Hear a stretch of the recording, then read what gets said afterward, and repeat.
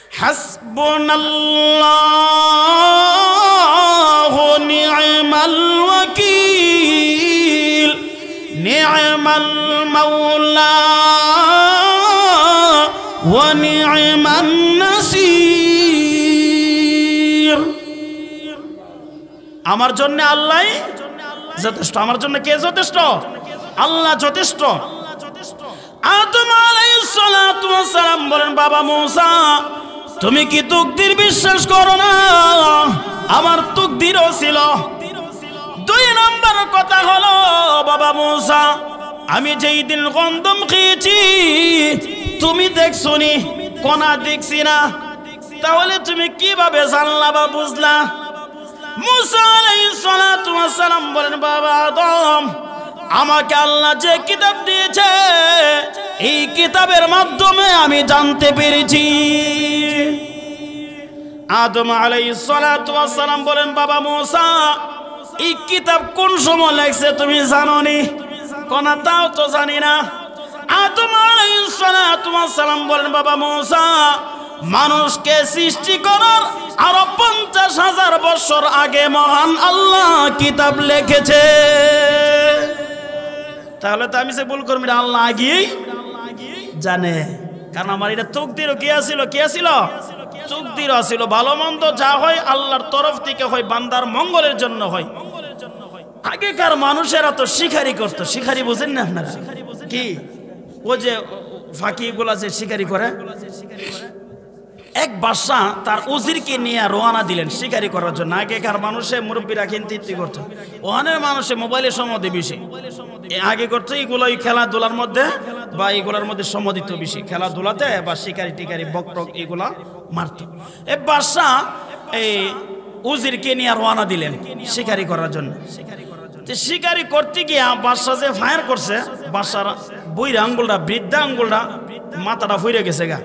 উজিরে কয় উসমে বিখাইর, ভালো হইছে, উসমে বিখাইর ভালো হইছে। বাদশার আঙ্গুলের মাথা ফুইরে গেছে গা। উজিরে কি কয়? ভালো হইছে। এখন যদি আমার হাতটা যদি এখন যদি কাটি বা কাটা হয় বা ব্যথা হয়, আপনারা যদি কোন যে হুজুরের আঙ্গুলটা কাটছে ভালো হইছে, আমার কাছে মনে হয় 50 গদির মতন আরাম লাগবো না খারাপ লাগবো? কষ্ট লাগবো নি? কষ্ট লাগবো। বাদশা কই কি রে, আমার আঙ্গুল কাটছে, হে বেতায় বিদিতে কইব, হে ক উসমে বিখাইর ভালো হইছে আঙ্গুল যে কাটছে। উপস্থিত আছেন জাতির কর্ণধার, জাতির রাহাবার মুআজ্জাজ মুকাররম হযরত উলামায়ে কেরাম। উপস্থিত আছেন আমার মুরব্বী বাবারা ও আমার নওজোয়ান ভাইয়েরা, পর্দার আড়াল থেকে শুনছেন অত্যন্ত আবেদা সালিহা সম্মানিত আমার মা ও বোনেরা। আমি আপনাদের সামনে মহাগ্রন্থ আল কোরআন থেকে সূরা বানি ইসরাইল থেকে আমি 2 খানি আয়াত কারিমা তেলাওয়াত করেছি। এই আয়াতের মধ্যে মহান আল্লাহ রাব্বুল আলামিন মেরাজের আলোচনা করেছেন। কিসের আলোচনা? আমাদের মাঝে যে এখন বর্তমান আরবি মাসটি যে চলতেছে, এই মাসটার নাম কি বলেন তো দেখি আপনারা জেনে থাকলে? কি মাস? সবাই বলেন। রজব মাস। মাশাআল্লাহ, আলহামদুলিল্লাহ। রজব মাস। এই রজব মাস আসলেই আল্লাহর রাসূল সাল্লাল্লাহু আলাইহি ওয়াসাল্লাম দোয়া করতেন, আল্লাহুম্মা বারিক লানা ফি রজব ওয়া শাবান ওয়া বাল্লিগনা রমাদান। হে আল্লাহ, রজব এবং শাবান মাস, এই 2টা মাসকে অতিক্রম করে, অর্থাৎ এই 2 মাস আমার হায়াতটাকে লম্বা করে রমজান পর্যন্ত আমাকে পৌঁছাইয়া দাও। সুবহানাল্লাহ। এই দোয়া করতেন। এই রজব মাসে আল্লাহ তার হাবিবকে নৈশ ভ্রমণ করাইছে, অর্থাৎ মেরাজ করাইছে। কি করাইছে? মেরাজ করাইছেন। আল্লাহ বলেন, সুবহানাল্লাযী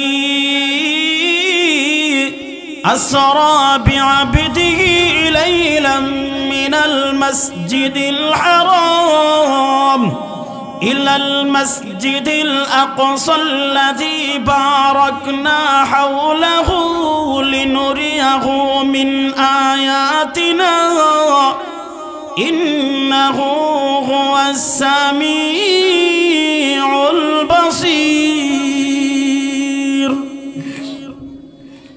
আল্লাহ বলেন আমার বন্ধুকে বাইতুল্লাহ শরীফ থেকে মসজিদে আকসা নিয়েছি। বাইতুল্লাহ শরীফ থেকে মসজিদে আকসা ভ্রমণ করাইছে। তাহলে আল্লাহ রাসূল সাল্লাল্লাহু আলাইহি ওয়াসাল্লামকে আল্লাহ কি করাইছেন? মেরাজ করাইছেন। কি করাইছেন? মেরাজ করাইছেন। আর মেরাজ শব্দের অর্থ হচ্ছে উপরে ওঠা। মেরাজ শব্দের অর্থ কি? উপরে ওঠা। বাইতুল্লাহ শরীফ থেকে বাইতুল মুকাদ্দাস যে ভ্রমণটা, এটাকে বলা হয় ইসরা। এটাকে কি বলা হয়? ইসরা। মানে একই রাত্রে, মেরাজের রজনীতে, মেরাজের রাত্রিতে আল্লাহ তার হাবিবকে মেরাজ করাইছেন এবং দুইটা ভ্রমণ হয়েছে। কয়টা ভ্রমণ? দুইটা। একটা হলো বাইতুল্লাহ শরীফ থেকে মসজিদ আকসা, মানে ফিলিস্তিন যে মসজিদ আছে এই মসজিদ আকসা পর্যন্ত, এটাকে বলা হয় ইসরা।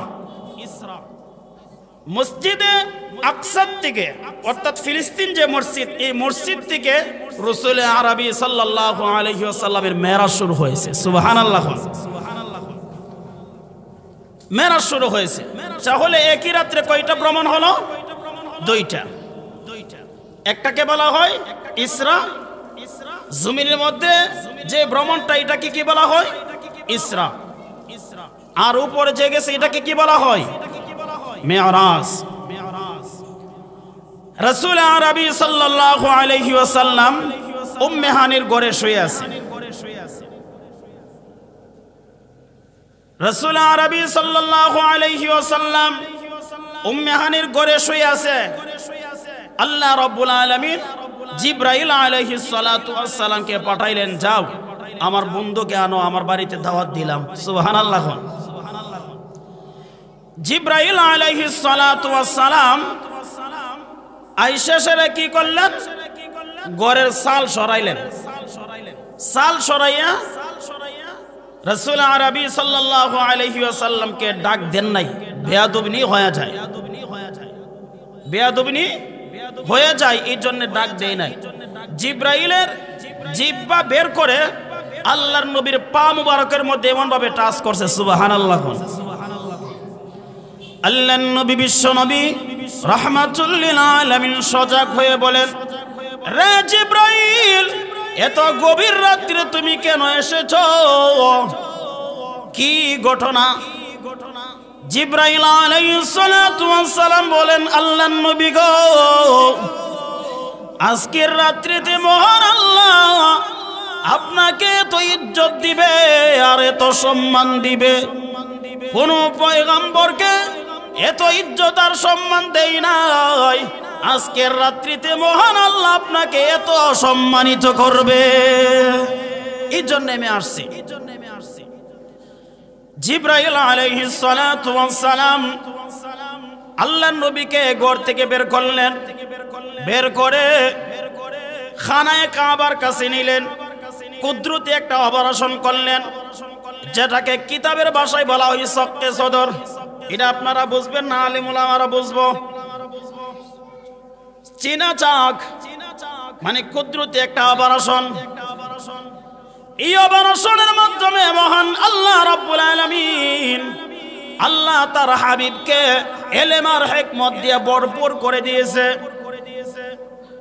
ইলম আর হিকমত দিয়ে ভরপুর করার পরে জিবরাইল আলাইহিস সালাতু ওয়াস সালাম বলেন, নবী গো, আপনি হাতিমে কাবার মধ্যে 2 রাকাত নামাজ আদায় করেন। কয় রাকাত নামাজ?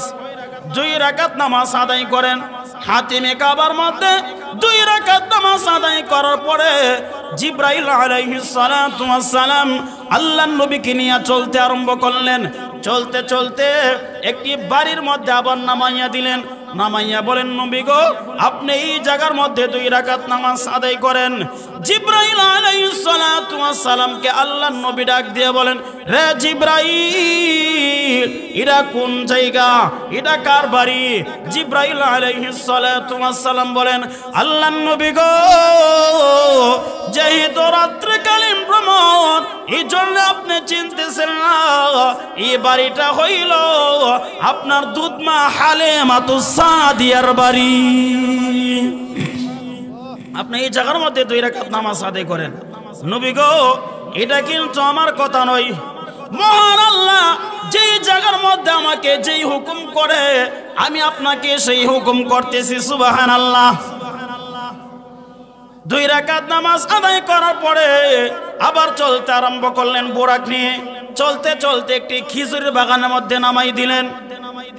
আল্লাহর নবী ডাক দিয়ে বললেন জিবরাইল এটা কোন জায়গা? জিবরাইল আলাইহিস সালাতু ওয়াস সালাম বলেন নবী গো এটা হইল ইয়াসরিফ, আপনার নানার বাড়ির দেশ। এটা হইল ইয়াসরিফ। বেশি দিন নয়, মাত্র কিছুদিন পরে আপনি কিছুদিন পরে ওই মক্কা থেকে হিজরত করিয়া আপনি ইয়াসরিফ আসতে হবে। তখন আর ইয়াসরিফ থাকবে না, ইয়াসরিফ হয়ে যাবে আপনার আগমনে সোনার মদিনা। এখানে আপনি 2 রাকাত নামাজ আদায় করেন। এখানে আল্লাহর রাসূল 2 রাকাত নামাজ আদায় করলেন। 2 রাকাত নামাজ আদায় করে আবার চলতে আরম্ভ করলেন। চলতে চলতে জিবরাইল আলাইহিস সালাতু ওয়াস সালাম একটি পাহাড়ের মধ্যে নিয়ে নামাই দিলেন। নবী গো আপনি এই জায়গার মধ্যে 2 রাকাত নামাজ আদায় করেন। আল্লাহর নবী ডাক দিয়া বলেন রে জিবরাইল এটা কোন পাহাড়?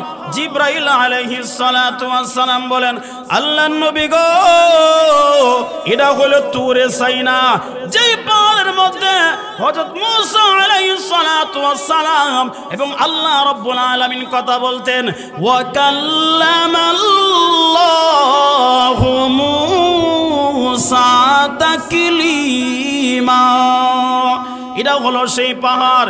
এখানে আপনি 2 রাকাত নামাজ আদায় করেন। আল্লাহ নবী জায়গার মধ্যে 2 রাকাত নামাজ আদায় করলেন। নামাজ আদায় করার পরে আবার চলতে আরম্ভ করলেন। চলতে চলতে একটি শহরের মধ্যে নিয়ে নামাই দিলেন।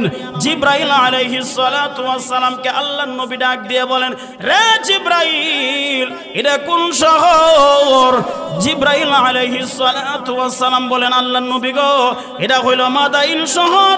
এটা হইল মাদাইন শহর হযরত মূসা আলাইহিস সালাতু ওয়াস সালামের শ্বশুর বাড়ি, অর্থাৎ শুআইব আলাইহিস সালাতু ওয়াস সালামের বাড়ি। আপনি এখানে 2 রাকাত নামাজ আদায় করেন। 2 রাকাত নামাজ আদায় করলেন। 2 রাকাত নামাজ আদায় করে আবার চলতে আরম্ভ করলেন। চলতে চলতে আরেকটি ঘরের মধ্যে অর্থাৎ একটি বাড়ির মধ্যে নিয়ে নামাই দিলেন। নবী গো আপনি এই জায়গার মধ্যে 2 রাকাত নামাজ আদায় করেন। আল্লাহর নবী ডাক দিয়া বললেন জিবরাইল এটা কোন জায়গা, এটা কোন বাড়ি, এটা কোন ঘর? তখন জিবরাইল আলাইহিস সালাতু ওয়াস সালাম বলেন আল্লাহর নবী গো এটা হলো বাইতুল হাম, যেই ঘরের মধ্যে যেই জায়গার মধ্যে মহান আল্লাহ রাব্বুল আলামিন বাবা সারা মারিয়ামের ঘর থেকে ঈসা আলাইহিস সালাতু ওয়াস সালামের আগমন ঘটাইছে। এটা হলো ওই জায়গা যেই জায়গার মধ্যে আল্লাহ রাব্বুল আলামিন বাবা সারা মারিয়ামের ঘর থেকে ঈসা পয়গম্বরের আগমন ঘটাইছে। এটা হলো ওই জায়গা বাইতুল হাম। এই জায়গার মধ্যে আপনি 2 রাকাত নামাজ আদায় করেন। 2 রাকাত নামাজ আদায় করলেন। 2 রাকাত নামাজ আদায় করে আল্লাহর নবী আবার চলতে আরম্ভ করলেন। কিছু রাস্তা যাওয়ার পরে আল্লাহর নবী ডাক দিয়ে বলেন রে জিবরাইল আমরা মনে হয় জান্নাতের কাছে চলে এসেছি। সুবহানাল্লাহ। জিবরাইল আলাইহিস সালাতু ওয়াস সালাম বলেন আল্লাহর নবী গো জান্নাত থেকে 500 দূরের রাস্তা পর্যন্ত জান্নাতের সুঘ্রাণ লাগে, কিন্তু জান্নাত আরো হাজার হাজার বছর রাস্তা রয়েছে। আল্লাহর নবী ডাক দিয়ে বলেন না আমার কাছে সত্যি জান্নাতি সুঘ্রাণ লাগতেছে। জিবরাইল আলাইহিস সালাতু ওয়াস সালাম ডাক দিয়া বলেন, আল্লাহর নবী গো, এটা ডাইরেক্ট জান্নাত নয়, একটি কবর থেকে জান্নাতি সুগেরান আসতেছে। এটা কি আপনাদের আক্রাশালের কবরস্থান? আপনাদের বাপ দাদার কবরস্থান মনে না কোন নবী রাসূলের? এই কবরটা চিনার দরকার আছে নি, জানার দরকার আছে নি। এটা কোন কবর যে কবরটার থেকে জান্নাতি সুগেরান আসতেছে? সুবহানাল্লাহ কন্না, আল্লাহু আকবার। জিবরাইল আলাইহিস সালাতু ওয়াস সালাম বলেন, আল্লাহর নবী গো, ওই ফেরাউন 100 বছর পর্যন্ত ধর্মীয় শিক্ষা বন্ধ করে রেখে দিয়েছে। যারা আলেম ওলামা ছিল, যারা মুসলমান ছিল, তাদেরকে হত্যা করে দিয়েছে। কিন্তু ফেরাউনের ঘরের ভিতরে 2 জন ইমানদার রয়ে গেছে। ফেরাউনের এই খবর নাই। সুবহানাল্লাহ, ফেরাউনের এই খবর নাই। হাদিস শরীফের মধ্যে আসছে, তারা হইল স্বামী স্ত্রী। একজনের স্ত্রীর নাম হইল মাশেতা, আর স্বামীর নাম হইল ইসকিল। তারা স্বামী স্ত্রী 2 জন ফেরাউনের বাড়ির মধ্যে। স্ত্রীর কাম হইল, ফেরাউনের একটা কন্যা আছে, এই কন্যার চুল তিনি আশ্রয় দিতেন। কি করতেন? চুল আশ্রয় দিতেন। আশ্রানো অবস্থায় কাপুইটা যখন একদিন পরে গেলেন জমিনের মধ্যে, মাশেতা কাপুইটা লওয়ার সময় আল্লাহ রাব্বুল আলামিনকে ডাক দিয়ে বলেন, প্রভু গো, তোমাকে যারা লা শরীক মানে না, তোমাকে যারা স্বীকার করে না, যারা তোমাকে রব মানে না, তারা ধ্বংস হয়ে যাক। তারা কি হয়ে যাক? ধ্বংস হয়ে যাক। ফেরাউনের কন্যা কই, এটা কি আমার আব্বার বেলা কইছো যে আমার আব্বা ফেরাউন রে যারা না মানবে তারা ধ্বংস হয়ে যাক? কারণ ফেরাউনও তো দাবি করত, ক্বালা আনা রাব্বুকুমুল আ'লা, আমি রব। নাউজুবিল্লাহ কইতেন না? ফেরাউন কি করত? রব দাবি করত, আনা রাব্বুকুমুল আ'লা, আমি রব, আমি খোদা। মাশেতা ডাক দিয়া বলেন, না না, তোমার আব্বাকে নয়, বরঞ্চ তোমার আব্বাকে, তোমাকে, আমাকে, এই আসমান জমিন যিনি বানাইছে তিনি হইলেন আল্লাহ রাব্বুল আলামিন। ওনাকে যারা না মানবে তারা যেন ধ্বংস হয়ে যায়। এই কথা আমি বলছি, ওনাকে যারা না মানবে তারা যেন ধ্বংস হয়ে যায়।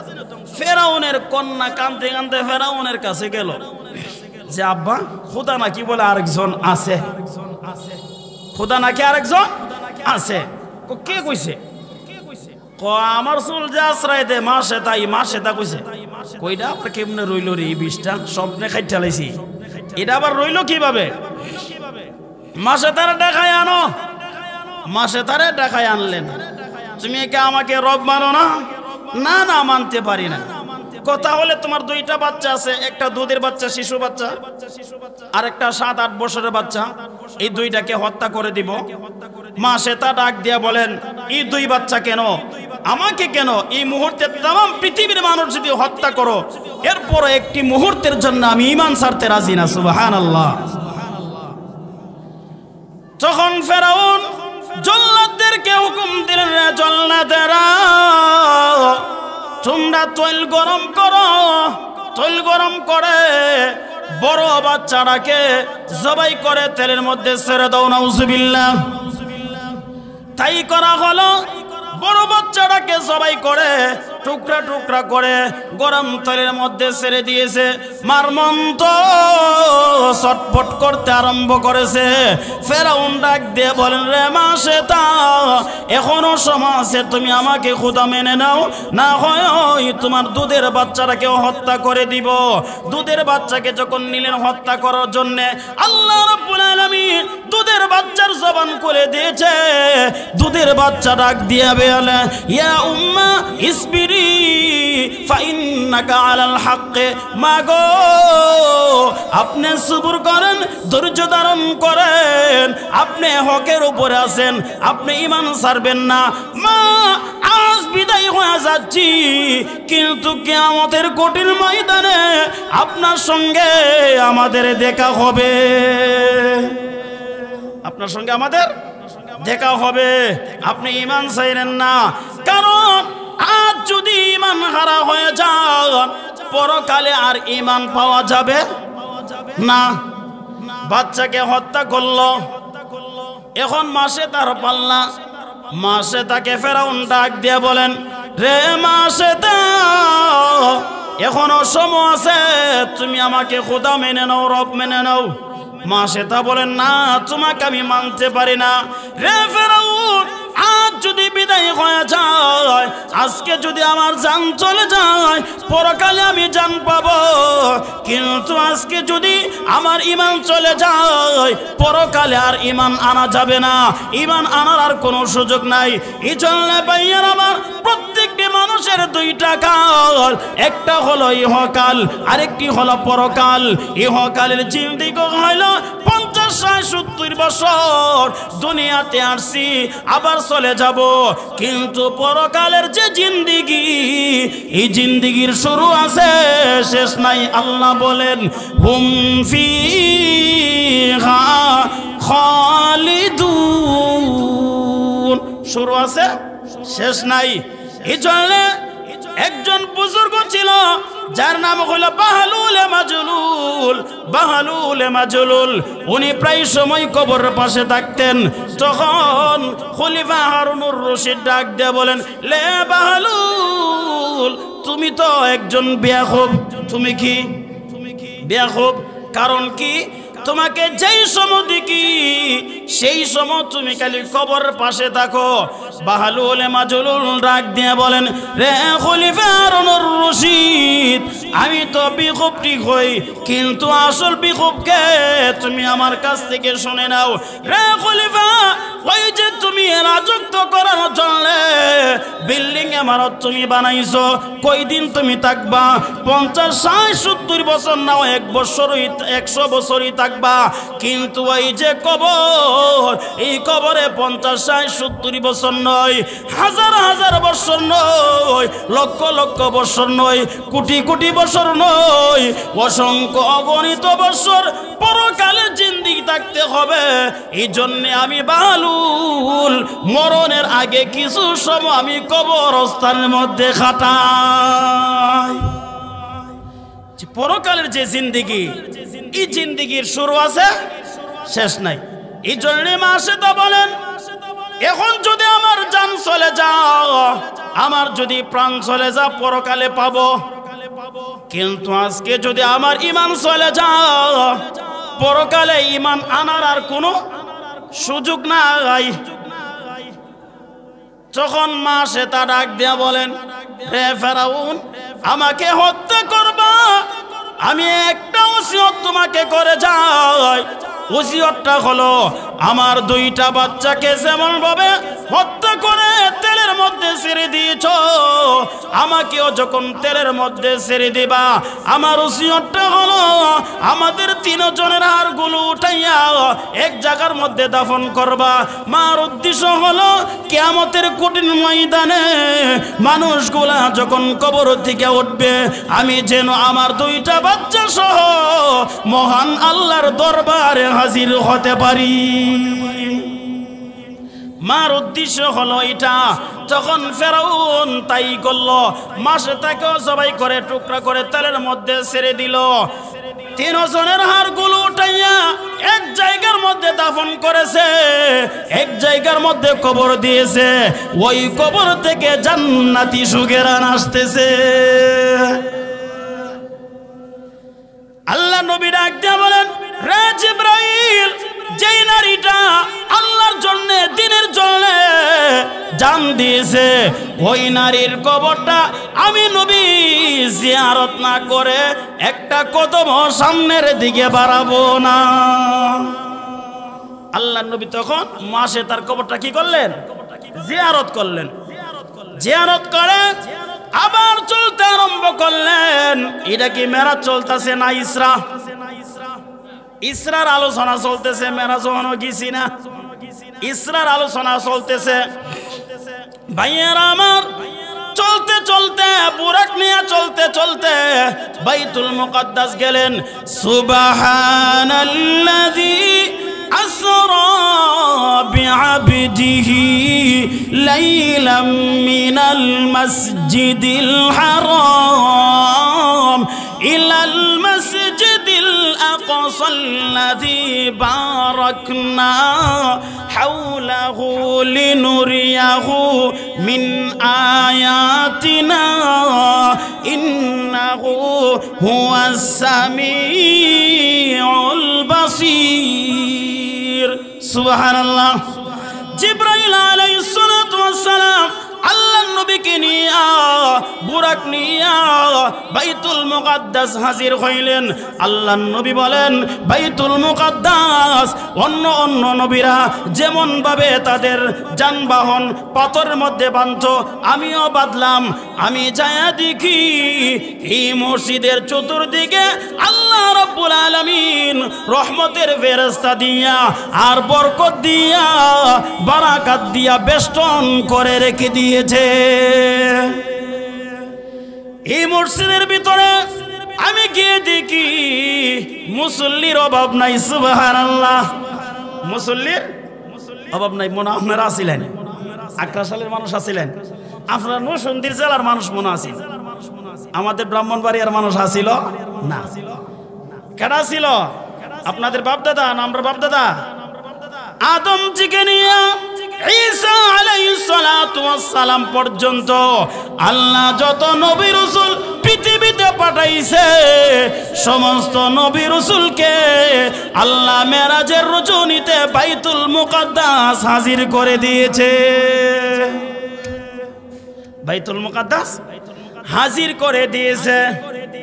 বাইতুল মুকাদ্দাস আল্লাহর রাসূল বলেন, আমি ঢুকে গিয়ে দেখি প্রত্যেকের গায়ের মধ্যে জুব্বা এবং পাগড়ি পরিহিত, সবাই এমন সুন্দর চেহারা। সবাইকে দেখে আমার অনেক আনন্দ লাগলো, ভালো লাগলো। ভালো লাগবেই না কিভাবে? প্রত্যেকেই তো নবী রাসূল, সবাই তো নবী রাসূল। সবাইকে আল্লাহ রাব্বুল আলামিন হাজির করে দিলেন। কি জন্য হাজির করলেন? এখানে অনেক ঘটনা আছে ভাইয়ারা আমার। জিবরাইল আলাইহিস সালাতু ওয়াস সালাম ওই জায়গার মধ্যে আল্লাহর নবীকে পরিচয় করাইতাছে। কি করাইতাছে? পরিচয় করাইতাছে। উনি হলেন আদম নবী, উনি হলেন মুসা নবী, উনি হলেন হারুন নবী, উনি হলেন নূহ নবী, উনি হলেন ইব্রাহিম নবী, উনি হলেন ঈসা নবী, উনি হলেন ইসমাইল নবী। এমন ভাবে পরিচয় এক নবীর সঙ্গে আরেক নবীকে পরিচয় করাইতাছে। যেই মাত্র আদম আলাইহিস সালাতু ওয়াস সালাম এবং মুসা আলাইহিস সালাতু ওয়াস সালামের পরিচয় হয়েছে। আদম নবী তো একটু, আরে মুসা নবী তো একটু কি আছিল জানেন না আপনারা? কিতা আছেন? এই কথাটা একটু বেশি বলতো, মানে একটু ফান্না টাইপের আসিল। মানে আমাদের গ্রাম্য ভাষা কি বলে? ফান্না কি বলে? আপনারা কি বলেন? যে একটু টেটনামি করে তারে কি বলেন? ফান্নাই করি। আচ্ছা যাক, তাইলে আমার ভাষার সাথে মিলছে। মুসা আলাইহিস সালাতু ওয়াস সালাম নবীদের মধ্যে একটু ফান্না টাইপের আসিল। মানে উনি একটু বেশি কথা বলতেন, বেশি প্রশ্ন করতেন। মুসা আলাইহিস সালাতু ওয়াস সালাম এবং আদম আলাইহিস সালাতু ওয়াস সালামের জন্য সাক্ষাৎ হইল। মুসা আলাইহিস সালাতু ওয়াস সালাম বলেন, আপনি কি ওই আদম যে আদম জান্নাতের ভিতরে গন্ধম খেয়েছিলেন? আপনি কি লিগা বোল্ডা করলেন? বোল্ডা করার কারণে আপনিও দুনিয়াতে আইছেন, আমরাও দুনিয়াতে আইছি। কি লিগা এই বোল্ডা করলেন? যদি আপনি যদি বোল্ডা না করতেন তাহলে তো আপনিও জান্নাতে থাকলেন, আমরাও জান্নাতে থাকতাম। কেউরই আমার লাগলো না, সবাই জান্নাতে থাকতাম। আপনি কি লিগে এই বোল্ডা করলেন? আদম আলাইহিস সালাতু ওয়াস সালাম বলেন, বাবা মুসা, তুমি কি তাকদীর বিশ্বাস করো না? তাকদীর বুঝছেন নি? মানে কপাল কোন আছে, তোর কপাল আছে। এটাকে কি বলা হয়? তাকদীর। মানে ভালো মন্দ যা হয় আপনার তাকদীর অনুযায়ী হয়, আল্লাহর পক্ষ থেকে হয়। কোন পীর বাবা, কোন পীর ফকির আপনাকে ভালো মন্দ করে দিতে পারবে না। ভালো মন্দর পয়সাটা কই থেকে আসে? আল্লাহর তরফ থেকে আসে। হাসবুনাল্লাহু নি'মাল ওয়াকিল নি'মাল মাওলা ওয়া নি'মান নাসির। আমার জন্য আল্লাহ যথেষ্ট। আমার জন্য কে যথেষ্ট? আল্লাহ যথেষ্ট। আদম আলাইহিস সালাতু ওয়াস সালাম বলেন, বাবা মূসা তুমি কি তাকদীর বিশ্বাস করো না? আমার তাকদীরও ছিল। দুই নম্বর কথা হলো, বাবা মূসা আমি যেই দিন গন্ধম খেয়েছি তুমি দেখছো নি, কোনা দেখছি না, তাহলে তুমি কিভাবে জানলা বা বুঝলা? মূসা আলাইহিস সালাতু ওয়াস সালাম বলেন, বাবা আদম আমাকে আল্লাহ যে কিতাব দিয়েছে এই কিতাবের মাধ্যমে আমি জানতে পেরেছি। আদম আলাইহিস সালাতু ওয়াস সালাম বলেন, বাবা মূসা এই কিতাব কোন সময় লেখছে তুমি জানো নি? কোনা তাও তো জানি না। আদম আলাইহিস সালাতু ওয়াস সালাম বলেন, বাবা মূসা মানুষকে সৃষ্টি করার আরো 50,000 বছর আগে মহান আল্লাহ কিতাব লিখেছে। তাহলে তো আমি যে ভুল করবি আল্লাহ আগেই জানে, কারণ আমার এটা তাকদীর কি আছিল? কি আছিল? তাকদীর আছিল। ভালো মন্দ যা হয় আল্লাহর তরফ থেকে হয়, বান্দার মঙ্গলের জন্য হয়। আগেকার মানুষেরা তো শিকারি করতো। শিকারি বুঝেন না আপনারা? কি ও যে ফাঁকি গুলা যে শিকারি করে, এক বাদশা তার উজিরকে নিয়ে রওনা দিলেন শিকারি করার জন্য। আগেকার মানুষে মুরব্বীরা কিন্তু করতো, ওখানের মানুষে মোবাইলের সম্বন্ধে বেশি আগে করতো। এইগুলো খেলাধুলার মধ্যে বা এইগুলার মধ্যে সম্মোদিত বেশি, খেলাধুলাতে বা শিকারি টিকারি বকটক এগুলা মারত। এই বাদশা এই উজিরকে নিয়ে রওনা দিলেন শিকারি করার জন্য। শিকারি করতে গিয়া বাদশা যে ফায়ার করছে, বাদশার বইরা আঙ্গুলটা, বৃদ্ধা আঙ্গুলটা মাথাটা ফুইরে গেছে গা। উজিরে ক উসমে বিখাইর ভালো হইছে, উসমে বিখাইর ভালো হইছে। বাদশার আঙ্গুলের মাথা ফুইরে গেছে গা। উজিরে কি কয়? ভালো হইছে। এখন যদি আমার হাতটা যদি এখন যদি কাটি বা কাটা হয় বা ব্যথা হয়, আপনারা যদি কোন যে হুজুরের আঙ্গুলটা কাটছে ভালো হইছে, আমার কাছে মনে হয় 50 গদির মতন আরাম লাগবো না খারাপ লাগবো? কষ্ট লাগবো নি? কষ্ট লাগবো। বাদশা কই কি রে আমার আঙ্গুল কাটছে, হে বেতায় বিতিতে হইব, হে ক উসমে বিখাইর ভালো হইছে আঙ্গুল যে কাটছে। কিছু রাস্তা আবার চলতে চলতে গেলেন, একটা কুয়া পাইলেন, মানে একটা গর্ত পাইলেন আর কি, গভীর একটা গর্ত পাইলেন। এই গর্তের মধ্যে উজিরে বাদশা ধাক্কা দিয়া ফালাই দিছে, ধাক্কা দিয়া ফেলে দিছে গর্তের মধ্যে, কুয়ার মধ্যে। উজিরে গর্তের মধ্যে ফুইরা কো উসমে বিখাইর ভালো হইছে। কিতা হইছে? উসমে বিখাইর ভালো হইছে। ফকির হেদি গর্তের মধ্যে ফুইরা কো উসমে বিখাইর ভালো হইছে। ওই দিকে দা বাদশা দেখে একটা হরিণ দৌড়া যাইতেছে। এই হরিণকে শিকারি করার জন্য বাদশা হরিণের পিছে দৌড় লইছে। দৌড়তে দৌড়তে দৌড়তে দৌড়তে ওনার যে রাষ্ট্র ছিল এই রাষ্ট্র ফাড়ি দিয়া পার্শ্ববর্তী রাষ্ট্রের ভিতরে ঢুকে গেছে। যে রাষ্ট্রের মধ্যে ঢুকছে এই রাষ্ট্রের আইন হইল, আমার রাষ্ট্রের ভিতরে যে 5 ফুট 20 আসারা ঢুকবে তাকে ফাঁসির কাস্টে ঝোলানো হবে। তাকে কি করতে হবে? ফাঁসির কাস্টে ঝোলানো হবে। কিন্তু যদি কোনো কাঁটা সিরাতা হয়, যদি কোনো কুত্তা হয়, তাহলে তারা মাফ করে দিবে। কি করবা? তারা মাফ করে দেবা। বাদশার নিচে ফাঁসির মঞ্চে নিয়ে দে হারি দিয়ে আঙ্গুল কাটারে কথা, বাবা তোরে দিয়ে আমার ফাঁসি চলতো না, তোরে দিয়ে কি হইতো না? ফাঁসি চলতো না। বাদশা কারি ঠিক এই যে উজিরে যে কইছিল উসমে বিখাইর ভালো হইছে, যদি আজকে আমার আঙ্গুলে মাথা না যাইতো তাহলে তো আমার ডাইরেক্ট কল্লা যাইতো, মাথা যাইতো গা। যারা যাইতে আসেন আমার মাথা দিয়া, এটা গেছে আমার আঙ্গুল দিয়া, ঠিক নেই? এটা আল্লাহ আঙ্গুল দিয়া নিয়ে গেছে। তখন বাদশাহ গইরা আবার উজিরের কাছে আসলেন, আইসা দে গর্তের মধ্যেই এটা তুললেন। ক ভাই ঠিকই আছে, তুই যে কইছ উসমে বিখাইর ঠিকই আছে। ক কি ঘটনা? এমন এমন ঘটনা, আমার তো ফাঁসি গাঞ্চ নিয়েছিল গা, আঙ্গুলটা কাটার কারণে আমার আর ফাঁসি দিছে না। তখন উজিরে ক দেখেন, আপনি যদি আমারে গর্তের মধ্যে না ফালাইতেন, আপনার সাথে তো আমিও যদি দৌড়া যাইতাম পার্শ্ববর্তী রাষ্ট্রের মধ্যে, আপনি নেবেন কাঁটা, আমার তো কোনো কাঁটা জিরা নাই, আমার এত ফাঁসি দিলাইল, আমারে কি করে লইল? ফাঁসি দিলাইল। তাহলে আমারে যেটা যাইতো আসিন মাথা দিয়া, এটা গেছে আমার গর্তের মধ্যে ফালাই দিয়ে, আল্লাহ তোমার মাধ্যমে আমাকে গর্তের মধ্যে ফালাই দিছে। আর আপনার যেটা চাইতো আছেন মাথা দিয়া, এটা গেছে আপনার আঙ্গুল দিয়া। তাহলে বান্দার আল্লাহ তাআলা যা কিছু করে বান্দার মঙ্গলের জন্য করে। কিসের জন্য করে? মঙ্গলের জন্য করে। যদিও মনে করেন আজকে আমি একটু অসুস্থ, আমি একটু অসহায়, না না না, এটার মধ্যে আপনি সবর করেন, ধৈর্য ধারণ করেন, এটার মধ্যে আপনার কল্যাণ রয়েছে। এটার মধ্যে কি রয়েছে? আপনার কল্যাণ রয়েছে। এই জন্য আমি কি বলতে চেয়েছিলাম, মুসা আলাইহিস সালাতু ওয়াস সালামকে আদম আলাইহিস সালাতু ওয়াস সালাম কি বলে যে বাবা তুমি কি তাকদীর বিশ্বাস করো না, তুমি কি কপাল বিশ্বাস করো না, যা কিছু হয় আমার তাকদীরও ছিল। এই জন্য ভাইয়ার আমার এক নবীর সঙ্গে আরেক নবীর পরিচয় হইতেছে। পরিচয় হওয়ার পরে ওই জায়গার মধ্যে 6 জন ভাষণ দিয়েছে। কয়জন?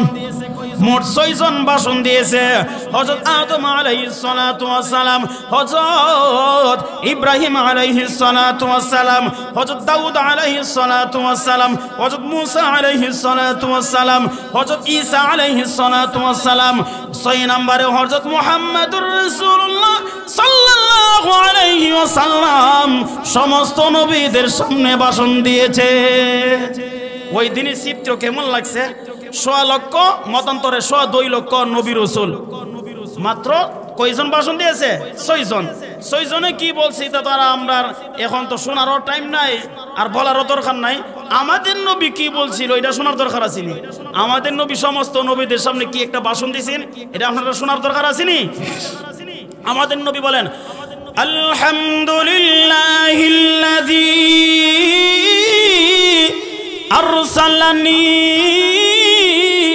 রাহমাতাল লিল আলামিন ওয়া কাফাতাল লিন-নাসি বাশীরান ওয়া নাযীরা ওয়া আনজালা আলাইয়াল ফুরকানা ফী বায়ানুল লিকুল্লি শাই ওয়া জাআলা উম্মতি খায়রা উম্মাতিন উখরিজাত লিন-নাস ওয়া জাআলা উম্মতি হুমুল আউওয়ালিন ওয়াল আখিরিন ওয়া শারাহা লি সাদরি ওয়া ওয়াদা আন্নি হিজরি ওয়া রাফা'a লি যিকরি ওয়া জা'আলানি ফাতিহান ওয়া খাতিবা। আমাদের নবী বলতেছেন ওই সমস্ত প্রশংসা মহান আল্লাহর জন্য যিনি আমাকে রাহমাতুল লিল আলামিন বানাইয়া পৃথিবীতে প্রেরণ করেছে। ওই প্রশংসা আল্লাহর জন্য যিনি আমাকে বাশির এবং নাজির বানাইয়া পাঠাইছে। ওই প্রশংসা আল্লাহর জন্য যিনি আমাকে ফুরকান দিয়েছে অর্থাৎ কোরআন দিয়েছে। ওই প্রশংসা আল্লাহর জন্য যিনি আমাকে সমস্ত নবী সমস্ত উম্মতের চেয়ে শ্রেষ্ঠ উম্মত মহান আল্লাহ আমাকে দান করেছে। আমাদের নবী সমস্ত নবীদের সামনে বলতেছে যে আমার উম্মত আল্লাহ শ্রেষ্ঠ উম্মত দিয়েছে, আল্লাহ তাআলা আমাকে শ্রেষ্ঠ উম্মত দিয়েছে। সুবহানাল্লাহ কন্না, আলহামদুলিল্লাহ, আলহামদুলিল্লাহ। ভাইয়ারা আমার, এই জায়গার মধ্যে ভাষণ হইল। ভাষণ হওয়ার পরে জিবরাইল আলাইহিস সালাতু ওয়াস সালাম বলেন, আল্লাহর নবী গো, এই জায়গার মধ্যে 2 রাকাত নামাজ আদায় করতে হবে। কয় রাকাত? 2 রাকাত নামাজ আদায় করতে হবে। এখন তো আর ইমাম সাহেবের অভাব নাই, কারণ সবাই তো নবী। ইমাম সাহেবের অভাব আছে? ইমামের অভাব নাই, কিন্তু ইমামতি করবে কে? জিবরাইল আলাইহিস সালাতু ওয়াস সালাম আল্লাহর নবীকে টান দিয়া ইমামতির স্থানে পৌঁছাইয়া দিলেন। নবী গো, আজকের দিনে আপনার 4 যোগ্যতা সম্পন্ন ইমাম আর কেউ নয়। আপনি 2 রাকাত নামাজ আদায় করেন। এখান থেকে আমাদের নবীর টাইটেল হইল ইমামুল মুরসালিন। ইমামুল মুরসালিন একটা উপাধি আছে না আমাদের নবীর। ইমামতি না করলে কুত্তি গাইতো, ইমামতি না করলে কুত্তি গাইতো। আইয়ার আমার, এখান থেকে রাসূল আরবি সাল্লাল্লাহু আলাইহি ওয়াসাল্লামের মেরাজ শুরু হইলেন। কি হইলেন? এতখানে খালি মেরাজের মধ্যে খালি আইছি, এতখান ইসরার আলোচনা করছি। মেরাজ শুরু হইলেন প্রথম আসমানের মধ্যে আদম আলাইহিস সালাতু ওয়াস সালাম, এমন ভাবে প্রথম আসমান, দ্বিতীয় আসমান, তৃতীয় আসমান, চতুর্থ আসমান, পঞ্চম আসমান, ষষ্ঠ আসমান, সপ্তম আসমান, লা মাকান লা জামান, সিদরাতুল মুনতাহা, ৭০,০০০ আগুনের পর্দা, ৭০,০০০ নূরের পর্দা, এমন ভাবে পাড়ি দিয়া আল্লাহ তার হাবিবকে আরশে আজিমে নিয়েছে। আরশে আজিমে নিয়েছে এবং আরশ কুরসি লৌহ কলম জান্নাত জাহান্নাম সব কিছু ভ্রমণ করাইলেন। ভ্রমণ করানোর পরে সংক্ষেপে আমি বলেইতেছি মূল কথাটা। আল্লাহর নবীকে আল্লাহ রাব্বুল আলামিন ডাক দিয়ে বলেন, নবী গো, এত ইজ্জত সম্মান আমি কোন পয়গম্বরকে দান করি নাই। আপনাকে আমি এত ইজ্জত আর সম্মান দান করেছি নবী গো। আপনাকে আমি সব দেখাইলাম, সব শোনাইলাম, আপনার আর কোনো কথা আসেনি। আল্লাহর নবী ডাক দিয়ে বলেন, আল্লাহ আমার একটা আবদার হইল, আমি যে তোমার বান্দা, আমি যে তোমার গোলাম, এটার স্বীকৃতি তুমি দিয়ে দাও। মানুষ যখন আল্লাহর গোলাম হয়, আল্লাহর গোলাম যখন মানুষ হয়, তখন তার ইজ্জত সম্মান বাড়ে না কমে? বাড়ে। এই জন্যে আব্দুল কাদের জিলানী রহমাতুল্লাহি আলাইহি বলেন, বুজুর্গি কি নিহি হ্যায় হামকো কোই জরুরত, গুলাম আপনা বানানম কো খুদায়া। হে আল্লাহ, আমি ওলু গাউস কত বইতে চাই না, আমি যে তোমার গোলাম, এটার স্বীকৃতি তুমি দিয়ে দাও। আমাদের নবী বলেন, হে আল্লাহ, আমি যে তোমার বান্দা, আমি যে তোমার গোলাম, এটার স্বীকৃতি তুমি দিয়ে দাও। এটার স্বীকৃতি দিতে গিয়ে মহান আল্লাহ সূরা বনী ইসরাঈলের মধ্যে আয়াত নাযিল করলেন, সুবহানাল্লাযী আসরা বিআবদিহি লাইলাম মিনাল মাসজিদিল হারাম ইলাল মাসজিদিল আকসাল্লাযী বারাকনা হাওলাহু লিনুরিয়াহু মিন আয়াতিনা ইন্নাহু হুয়াস সামিউল বাসীর। আল্লাহ রাব্বুল আলামিন বলেন, সুবহানাল্লাযী আসরা বিআবদিহি। এখানে নাবিহি বলে নাই, রাসূলি বলে নাই। আবদুন শব্দের অর্থ হলো বান্দা, অর্থাৎ আমার বন্ধুকে, আমার বান্দাকে, আমার নবীকে আমি নৈশ ভ্রমণ করাইছি, অর্থাৎ মেরাজ করাইছি। মেরাজ থেকে আসার সময় আল্লাহ তার নবীকে দুইটা হাদিয়া দিয়ে দিয়েছেন। কয়টা হাদিয়া? দুইটা। একটা হলো সূরা বাকারার শেষ আয়াত, আর একটা হাদিয়া হলো 50 ওয়াক্ত নামাজ। কয় ওয়াক্ত নামাজ? 50 ওয়াক্ত নামাজ। 50 ওয়াক্ত নামাজ নিয়ে আসার সময় ষষ্ঠ আসমানে হযরত মূসা আলাইহিস সালাতু ওয়াস সালামের সঙ্গে সাক্ষাৎ। আপনার বন্ধুকে কি দিয়েছে? হাবিবকে কি দিয়েছে? তখন আমাদের নবী বলেন, আমার উম্মতকে আল্লাহ তাআলা 50 ওয়াক্ত নামাজ দিয়ে দিয়েছে। কয় ওয়াক্ত? 50 ওয়াক্ত। কাই সর্বনাশ, 50 ওয়াক্ত পড়তো না। যদি 50 ওয়াক্ত নামাজ পড়ে, এরা নির্বাচন যাইব কো? এরা নির্বাচন যাইব কো? এরা কুমালা চা খাইব, কুমালা ফান খাইব, ঘুমাইবার টাইম আছে। 50 ওয়াক্ত 5 ওয়াক্ত পড়তারি না, আবার 50 ওয়াক্ত। যান কমাই নিয়ে আসেন। কি করেন? কমাই নিয়ে আসেন। মূসা আলাইহিস সালাতু ওয়াস সালাম বলেন, নবী গো, আপনার উম্মতেরা পারবে না 50 ওয়াক্ত নামাজ আদায় করতে, যান আপনি কমাই নিয়ে আসেন। একবার যা 5 কমে, এমন ভাবে 9 বার পাঠাইলেন। 5 নং 45, আবার 5 রাকাত নিয়ে যখন আসলেন, তখন মূসা আলাইহিস সালাতু ওয়াস সালাম না পারতো না, কারণ আমার উম্মতকে আল্লাহ 2 ওয়াক্ত নামাজ দিয়েছিল। আমার উম্মতেরা 2 ওয়াক্ত নামাজ পড়তে পারে না, আপনার উম্মতেরা 5 ওয়াক্ত পারতো না, যান আপনি কমাই নিয়ে আসেন। আমাদের নবী ডাক দিয়ে বলেন, না, আমার শরম লাগে, আমার লজ্জা লাগে, আমি পারবো না আর যাইতে। আমি 9 বার গেছি, আবার আমি যাব না, আমার লজ্জা লাগে, আমার শরম লাগে। আল্লাহ ডাক দিয়ে বলেন, নবী গো, আপনার উম্মতকে আমি 50 ওয়াক্ত নামাজ দিয়েছিলাম, আমি ওয়াদা দিলাম, আপনার উম্মতেরা যখন জামাতে শহীদ, যখন 5 ওয়াক্ত নামাজ যখন পড়বে, আমি আল্লাহ আপনার উম্মতের আমল নামার মধ্যে 50 ওয়াক্ত নামাজের সওয়াব দিয়া দিমু। সুবহানাল্লাহ। তাহলে আমরা মেরাজের রাত খালি খুঁজি। আপনি জোহর নামাজ আদায় করছেন, এটাই নবীর মেরাজ। আপনি ফজর পড়ছেন, এটাই তোমার মেরাজ।